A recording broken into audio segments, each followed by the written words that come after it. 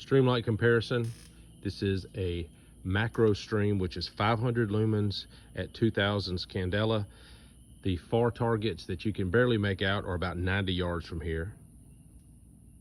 New Megastream, which is 1800 lumens at 27,000 candela. Much brighter, tighter hotspot in the middle.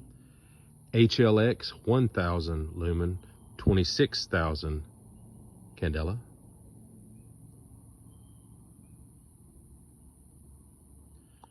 Protac 2.0, 2000 lumens, 17,000 candela.